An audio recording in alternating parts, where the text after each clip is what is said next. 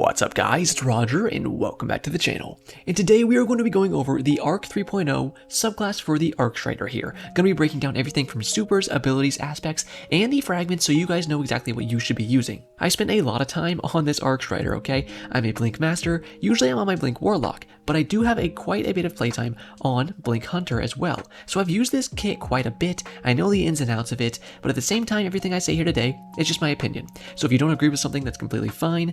You have your own opinions, of course, but I'm going to be telling you the things that I like to run, why I think they're good, and why I think you should be running them in the future.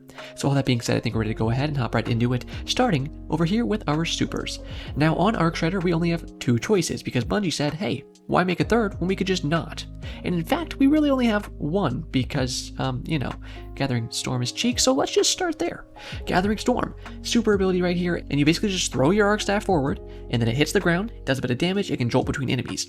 So here's the thing, this is basically a shutdown super that can't shut down. You can throw it into a Well of Radiance, take some extra shots at it, and yeah, sure, it could kill the Well of Radiance, and then afterwards you could actually kill the people inside, right? You could throw it at a bubble, and after a little while you actually can break the bubble, but it's not like a Nova Bomb. You can't throw it at either of those and it instantly kills it, It's not a Strand Warlock super where you could throw it at it, instantly kill the Guardians inside of those things, or break those things. So it's not very good at shutting down supers. Throwing it at people is fine, but the targeting reticle is actually off balance with this super as well, so it's always going to go a little bit to the right, I believe it is, of where the reticle actually is. So aiming this thing is even hard. If you can get it in between two non-super Guardians, then it can use a lot of jolt and kill both of them, especially if you get it between 3 or 4, stuff like that. It can go pretty crazy, but for the most part, you don't want to run this. The thing is, you usually do run this over arc staff in 3s at least, and I'm mostly coming at this from a 3s kind of angle, by the way, because I usually only play like comp and trials. That's just really what I play. I don't really play 6s nowadays, so remember that while we go through this as well. So that's why when it comes to arc staff, that's where my opinions come in from with this super. Arcstaff has the same downfall as any other roaming super in the game, which is the fact that in 3s, you don't usually get a roaming super by the end of the match. Even if you go to 9 rounds in a trials match, you probably won't get an Arcstaff, just because they have a super long cooldown. No matter if you're picking up a bunch of orbs, you're slaying out. I've had matches where I can get like 16, 17 frags in a comp match, or in a trials match, and just not get an Arcstaff, because it takes too long to actually charge these things up. Now that being said, when you can charge it up, it's pretty nice. The reflectability, of course, is one of the best super abilities in the game, but if you're facing good players, they're just going to run away from you. And on Arcstaff, we can use it with Blink, right? To get towards our enemies. The thing is, Blink works really, really badly with Arcstaff, because while you're blinking, you can't use your block ability. So you're essentially just making yourself an open target, and Arcstaff doesn't have the best damage resistance in the entire game when it comes to supers, so all around, Arcstaff is not really as great as people make it out to be. It's really good against blueberries because they don't understand that they should just not shoot the guy twirling their giant stick at them.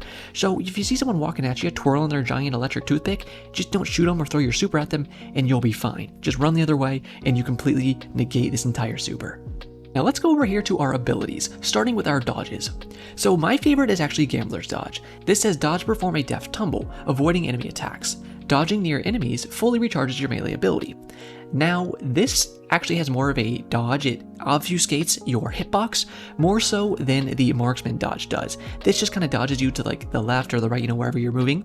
This one's actually going to do a little bit of a tumble. You took some acrobat classes when you were in like 3rd grade or something, so you picked that up and you know how to use it in your Gambler's Dodge, right? That's very good, so it's going to make it less likely that your targets or that your enemies can actually shoot you.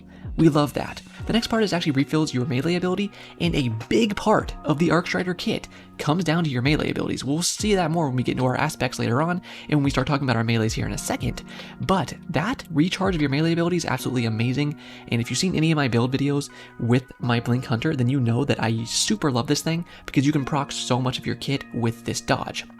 But I don't want to overshadow Marksman Dodge here. Like I said before, it's not as good for avoiding enemy attacks, bullets, whatever it may be. However, what it does do is automatically reload your weapons, right? Which can be very good in the middle of a gunfight. You go in, you kill somebody with a shotgun, right?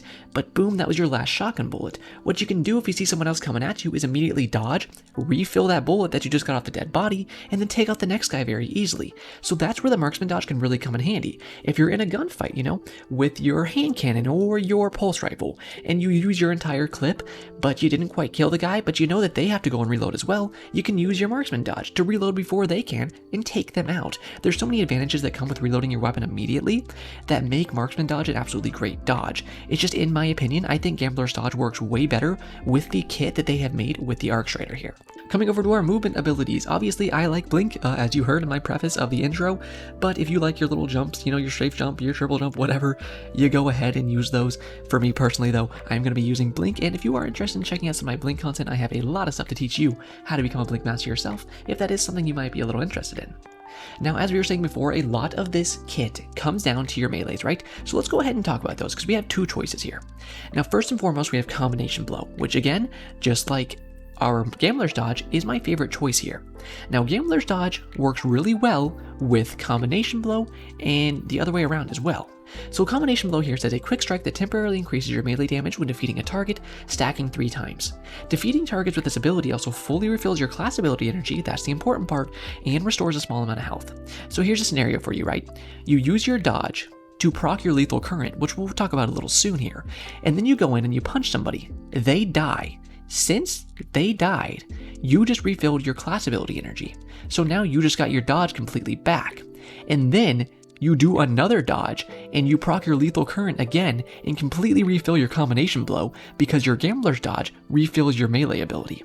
So you can keep chaining your melee ability off of your dodge and vice versa to always have those abilities up and keep chaining them off of each other. That's what's so good about that. The other part of Combination Blow that absolutely smacks that people don't talk about often is the fact that it actually heals you for a small amount of health.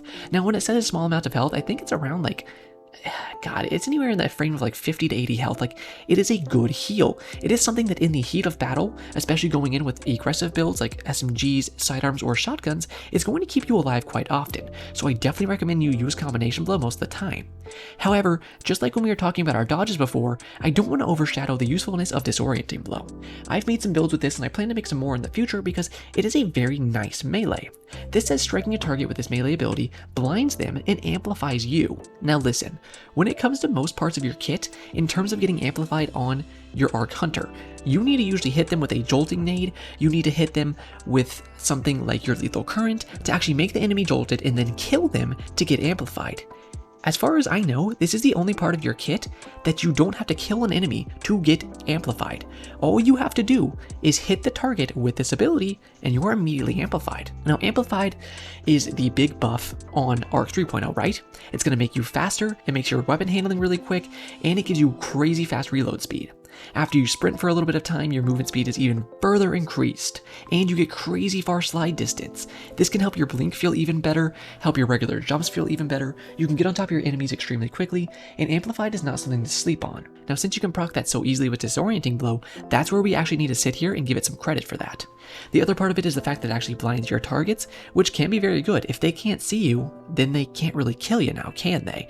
You might have a few blind monks in the monastery, but besides that, most people are going to lose their eyeballs and have no idea where the heck you are. So when that comes to that case, Disorienting Blow is quite nice. And last but not least for our abilities here, we are going to talk about our grenades. Now we have some really good choices in here, but I think I'm going to start with the one I have equipped, which is the Flashbang Grenade. If you are going for a blinding build, you can pair this with your Disorienting Blow that we just talked about, right? You can use this. It is a pretty low cooldown for a nade at 131. You can see here most of them are around 201 or 232. So this is actually the lowest cooldown nade that you have on your Arc Hunter. So keep that in mind. It does pretty good damage. It can do anywhere from around 90 to 150 damage if you're hitting it right on top of somebody. On top of the fact that it is going to blind them, and when they can't see, again, you know, the blind monks will probably take you out, but a regular person with no eyeballs is going to be an easy target for you. After that, my favorite nade is actually the Arc Bolt nade here, which is going to be our second lowest cooldown when it comes to our arc nades. This one you can throw in, you can just chain a bunch of damage between your enemies. It's really good in Lucky Raspberry builds. Don't sleep on Lucky Raspberry. I've had builds with Lucky Raspberry where I can throw like 6 nades in a row because they just keep refreshing because I'm really lucky. You can take out an entire team just with your nades if you're lucky with a Lucky Raspberry build. But even without, this is just a very solid nade to catch your enemies off guard. You know, this can just do a nice little kill behind a corner, and it's a very, very nice nade with that low cooldown and a pretty decent amount of damage of around 90-ish, I believe. Now, coming to our next one here, I'd probably say skip grenades are one that I quite enjoy. This works very well with Shinobu's Vow, of course, because you get 2 of them. This is very good when you come to a jolting nade type build because you can easily put jolt on the enemy and then get your nade energy back with that Shinobu's Vow and then take them out, and once they're jolted, you know, you get amplified, stuff like that. You can do some very fun builds with this. Overall, it's not going to go in and like nuke the enemy. It's not going to do a crazy amount of damage, but it's really there to kind of set up your follow-up after this nade, because people are going to get hit by these, they're going to be running away. While they're running away from these things, then you can just follow up with your blink, jump on top of them, whatever it may be, and take them out very easily. Now after that, I would probably say that Lightning Nade is the next best one. You can stick this on walls, on things like Anomaly, of course, or Wormhaven, you know, Burnout. There's a lot of different maps that you can use Lightning Nades on to stick them on walls where there's those close areas that you can take people out really, really well with these. They do a lot of damage very quickly, and they are a great choice, but they do have a long cooldown, so keep that in mind. After that, I would say we have Storm Grenade, Pulse Grenade, and Flux Grenade are the three that I think are still good, but they're not top tier. Flux Grenades, of course, have a long cooldown there, is the biggest reason why I would say not to use them, but if you can get them on a target, you can take them out obviously really, really easily, and you can get them with Jolt Nades like this, you can get amplified really easy, right? They don't have the greatest magnetization on them, so if you just get good at throwing these actually, and good at aiming them, which I personally am not the greatest at aiming these because I never put too much practice into it, but if you do, and you get good with them, they can be a pretty good choice, especially if you have like 100 discipline, and you have a build revolving around your nades, these could be a good choice. Same thing with Storm Nades, or Pulse Nades, these are pretty similar right here. It's going to do some like damage over time type stuff, in little areas, so these can be good as well. I just prefer the bigger like chunk damage type nades, such as the Arc Bolt or the Lightning Nade, over these damage over time type stuff. I think that's going to do it for our abilities, so we can go over and hop to our aspects now. Now, when it comes to people wanting to know about these subclasses, I assume most people want to know about the aspects and the fragments, so if you skip to the video just to watch the aspect and fragment part, I completely understand, so why don't we go ahead and get right into that. Now, first of all, we're going to have flow state. I recommend you always use flow state, and I'll get to the reason why in just a second. This is going to give you 2 fragment slots, which of course is very good, but I will note that all 3 of our fragments here actually do give you 2 fragment slots, so there's not really any crazy disparity in between those, but just keep that in mind. Now, what does flow state do for us? Well, it says defeating a jolted target makes you amplified. Pretty simple, and then before it says while you are amplified, your dodge recharges more quickly, you are more resilient while dodging, and your reload speed is greatly increased. So, you know, all the stuff that we get there with our amplified, of course, we love to see that. Now, the reason why I always say to use this is because our other 2 aspects all revolve around our melee. Now, while you can use these at the same time, I think it's better off to make your build revolving around one of these melee type aspects instead of using both of them at once. The biggest reason for that is because both of our other aspects can jolt the target. What is the point of jolting someone without being able to come amplified after? Well, if you look at it, the only point of jolting somebody without being able to come amplified is that it can chain more damage between them. So yes, that is nice, but at the same time, you're losing the entire half of a benefit of the point of jolt if you don't have flow state on. So that is the biggest reason why I recommend you always use flow state, and then you can pair that with one of the other 2 options. Now, when it comes to our other 2 options, they're on pretty similar ground, but they do have different builds that I think they work better with, and I'm going to go over those now. So let's start here with Lethal Current. So Lethal Current, I think, works the best with shotgun builds. You're going to be so close that you can use this with your shotgun builds, and it works really, really well. Lethal Current says after dodging, your next melee attack has increased lunge range, it jolts the target, and creates a damaging aftershock. Damaging any jolted target with melee attacks also blinds them. So it's just like the combo we were talking about earlier, where I said you can use your dodge and your combination blow to combo them off each other and always have them up. If you do that, then you're going to have Lethal Current all the time.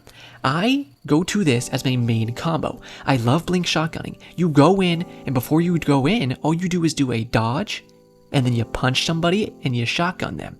That's going to kill them all the time. Since you usually kill them with the punch, you're going to get instantly amplified. Then you get your dodge up again, you dodge and get your melee back, you can go on to the next guy, and you just combo that like crazy. And that is the fun part of Lethal Current here. It's why I love it so much. Again, 2 fragment slots, we love to see that. And remember the part down here, damaging any jolted target with melee attacks also blinds them, so, you know, another way to get blind in your kit, that's pretty cool. Now, for our other aspect here, and the last one to talk about, we have Tempest Strike. This says, while sliding, activate your charged melee ability to unleash a devastating uppercut attack that travels along the ground in front of you, damaging and jolting targets it hits. Now again, this is going to jolt our enemies, but beyond that, it's going to do quite a bit of damage, and it has quite a bit of range, which is why I recommend you use Tempest Strike pairing with anything else that's not really a shotgun build. Use this when you go in with your SMGs, with your sidearms, with your close range hand cannons, anything like that. As soon as you start getting within that type of SMG or sidearm range is when you're going to be wanting to use your Tempest Strike. You can use it to initiate to get the jolt on the enemies and then take them out with your weapon, combo that since you have your flow state, boom, you're instantly amplified. Or you can shoot them with your weapons first and then launch this melee in, especially when they're running away, because I'll keep you in mind, this actually has a bit of tracking. If you shoot this thing in, it'll kind of heat seek towards your enemies, go around corners and whatnot, so keep in mind it does have a little bit of tracking on it, and when I say a little bit, I mean a pretty modest amount, to be perfectly honest with you. It's not a pocket singularity, right? It's not going to track like that, but it does pretty good tracking, so keep that in mind. As well as the fact that it has a little bit of vertical height. If somebody jumps, it will probably still hit them. As soon as they do like any kind of float or double jump, it will probably miss, but it does have a little bit of a vertical height, so keep that in mind. Overall, this is a very, very solid aspect that we have right here for cleaning up kills, for initiating, making your enemy jolted, and getting you an easy amplified, and I highly recommend it with anything that's not a shotgun build. Now, last but not least, we have the biggest section here, and the one that I'm sure most of you have come for, which is the Fragments. I want to start here with one of our new fragments when we had the Lightfall come out. This is called Spark of Haste. This says you have greatly increased resilience, recovery, and mobility while sprinting. Now, when this says greatly increased, it means plus 30 to all three of those stats while you're sprinting. This is going to activate after a second or two of sprinting, and it's an extremely solid fragment right here. I recommend you always run Spark of Haste. Never take this off. Even if you have max mobility, you want to use this for the resilience and the recovery. A lot of the time, I don't even run max mobility on my Hunter. I usually run somewhere around 50 because this reason. If you run 50 mobile on your Hunter, and then you run a lightweight frame weapon, that's going to give you plus 20. So now we're at 70 mobile. And then you run Spark of Haste, that gives you plus 30. You're at 100 mobility if you run Spark of Haste, a lightweight weapon, and 50 mobility. So you don't even need to put 100 mobile on your Hunter to get full mobility most of the time. And with the combo that we have in our Arcstrider kit, most of the time you're going to be able to combo your melee to just get your dodge back anyways. So you don't even need that increased mobility to get your dodge back because there's so many easier ways to get it back besides having a high mobility. But all that being said, it just goes to show you, Spark of Haste is absolutely amazing. Use this fragment 100% of the time, you will not regret it. Now after that we have one of my favorites, which is Spark of Ions. Defeating a jolted target creates an ionic trace. Ionic traces are going to come to you, they're going to give you some ability energy back, a little bit of super energy. Very good stuff to just get your abilities up all the time. And I like using these because you can jolt targets with your melees, you can jolt them with your nades if you have on a certain fragment, which we will talk about very soon. And it's very good just to get these ionic traces as much as possible. There's actually another fragment we will talk about that can help you get ionic traces, and sometimes I use them in combination with each other when I want to do like big ability spam builds. Now after that we have Spark of Recharge. This says while critically wounded, your melee and grenade energy regenerates more quickly. This is an extremely good fragment right here. This is going to give you, I think, a 200% ability recharge rate to your melee and grenade energy every time you get critically wounded, which happens quite often. You're going to get, down to broken shields, critical health, and then your abilities are just going to fly up. And that's very, very nice. I think it lasts like 4 or 5 seconds, so you'll notice this quite often. If you're doing a heavy nade spam build, I recommend you run this. Now over here we have Spark of Momentum. This says sliding over ammo bricks reloads your equipped weapons and grants a small amount of melee energy. Now getting the melee energy is nice, but the best part about this is essentially this fragment is going to give you built-in slide shot on your special weapons. So if you don't have slide shot on your shotgun, you can just slide over an ammo brick and it instantly reloads. That can be really nice if you kill somebody in the middle of a battle, but you don't have time to reload. Instead of just picking up his ammo brick and reloading, you can slide over it, boom, you're instantly reloaded, then you go on his buddy. You know what I mean? This is a very good one. I highly recommend you use it, but it's not top tier, it's not a Spark of Haste, but it is a very solid one. Now coming down here we have Spark of Instinct. This was our second new fragment they introduced with Lightfall. This says while critically wounded, taking damage emits a burst of damaging arc energy that jolts targets. The best part about this is that it jolts targets, right? This is just another way to jolt targets so you can get your amplified. However, don't be deceived. This says that it emits a burst of damaging arc energy. The damage this does is like 10 to 15 damage. It's not good. This isn't going to pick you up a kill unless your enemy is like literally sucking their thumbs because they just fell out of utero yesterday. This doesn't do a ton of damage. It's not meant for that. It's meant to jolt them. It is meant to apply the jolt so you can get amplified, right? It is not meant to do a bunch of damage, so don't expect it to. The radius on it is also not very big. It's only a few meters, like maybe 3 to 6 meters. I'm not quite sure on it, but it doesn't go very far. So don't expect this to be very good. If you want to run it, I would recommend only running it when you're doing a shotgun build because it can come in handy. Other than that, don't use this fragment. Next up, we have a Spark of Beacons. While you are amplified, your arc special weapons final blows create a blinding explosion. This is mostly for PvE, obviously, because first you have to become amplified, and then you need to, while you are amplified, which only lasts for like 15 seconds, you need to kill somebody with your arc special weapon, and then it will create a blinding explosion, which you won't even get advantage of if they don't have a teammate next to them. So you see, there's a lot of steps you need to get in place even for this to be useful, which is why I never mess around with it, because it's just kind of like, it's a funny fragment and you could do something with it, but overall, I think you're wasting a fragment slot using this. Next up, we have Spark of Resistance. While surrounded by combatants, you are more resistant to incoming damage, plus 10 strength. We love raw stats. Never sleep on something that gives you raw stats. Now, that being said, people do like this fragment quite a bit. It's mostly useful in PvE, but it can be pretty useful in PvP. It can help you live in those melee battles, you know, when you're punching it out with the enemy. I don't usually use it, but it can be pretty useful if it's something you're looking for to do a very, very aggressive, like lethal current build. Then you can use this. Don't sleep on it. It can be pretty good. It can help you live, especially in trials if you're not up to light level and you want to keep going in and like fighting people in melee range. This can be pretty good and help you live a little bit. Now, up next we have Spark of Shock, which is one of my favorites in the entire kit here, right? This says your arc grenade jolts targets. Unfortunately, you lose 10 discipline, that sucks, but besides that, this enables so many different kinds of builds. This enables Shinobu's Vows builds. This enables Lucky Raspberry builds. This enables builds where you're going to be using your flashbang grenade or your lightning grenade, you know? Any kind of nade heavy build, you want to use this fragment, because what it's going to do is give you that one extra way to actually jolt your enemy targets besides your melees. So I can throw in my arc bolt nade, right? And now they're jolted. I follow that up with another arc bolt nade because, oop, my Lucky Raspberry procced, and then I shoot them with one bullet, or the second, nade kills them, whatever it is. Now I'm amplified. I throw in a blinding nade, and the enemy is blind, and they're jolted. And then I blink in on them, and I shotgun them while they're blinded, and now I'm amplified, There's so many good ways you can use this, especially applying the jolt. If you have like the arc bolt nades like I'm talking about, you can start sending jolt damage between the enemies. It can be extremely good. I highly recommend you use this if you're going to do any kind of grenade heavy build. Just remember, try to keep your discipline stat as high as you can, but with that in mind, it's an extremely good fragment. Now coming up next, we have Spark of Discharge. This says arc weapon final blows have a chance to create an ionic trace.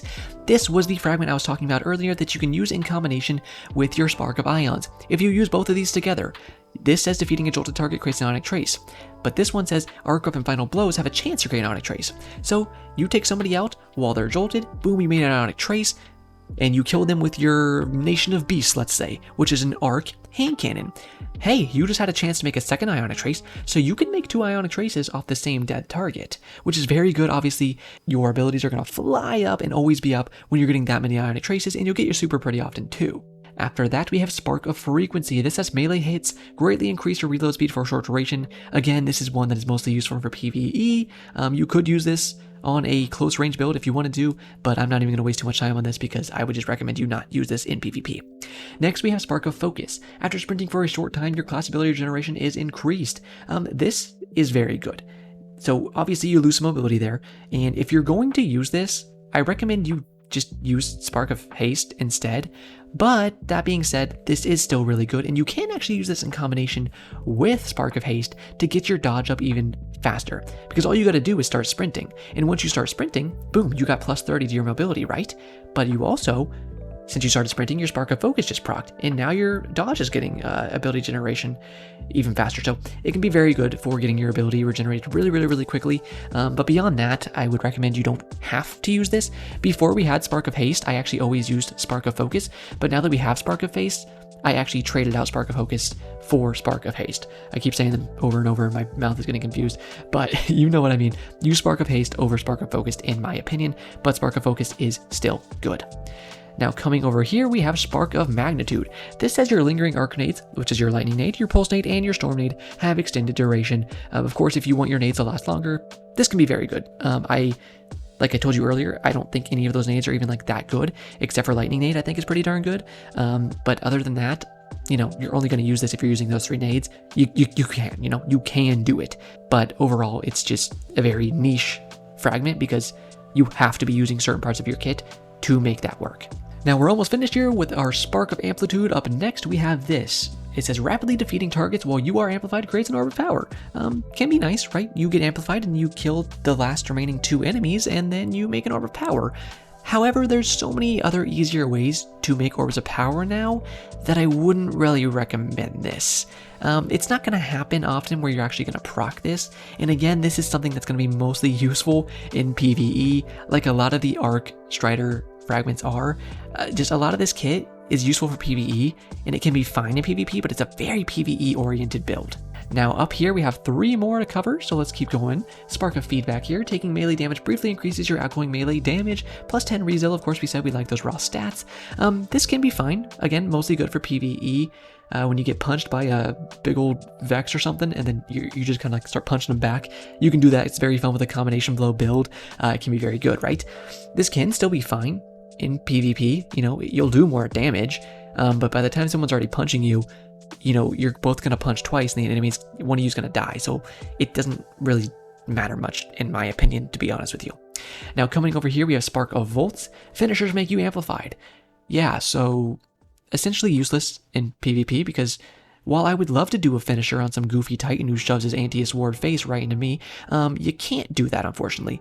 Now the nice thing is this does give you plus 10 recovery. So if you have a 4th fragment slot and you say, I don't specifically need anything in this 4th fragment slot, but I'm at 90 recov, what you can do is put this on so you're at 100 recov. However, like we said before, you're going to be using Spark of Haste all the time, so you're going to get plus 30 to your recovery while you're sprinting anyways, so you don't expressly need this, but if you do want to use it just to get your recov at 100, it can be good for that. And to finish all of this off, we have Spark of Brilliance. Defeating a blinded target with precision damage creates a blinding explosion. So this is essentially like the one we talked about earlier, but kind of worse, kind of better in some ways. So we do get plus 10 intellect, of course, very nice. Again, we love the raw stats, but it's kind of hard to get procced. The easiest way I would say you could use this is throwing in a blinding nade and then going on top of them, and while they can't see and they're freaking out, like headshotting them with maybe a slug, or if you're far away, headshotting them with a sniper, and then, you know, they'll get the blinding explosion. And again, if there's no teammates around them, then the blinding explosion literally doesn't matter. So again, we're just talking about yet another fragment that is mostly good for PvE, you know, but you could technically use it in PvP, but again, you don't really want to use that. So that's the thing when it comes to the fragments with this Arcstrider.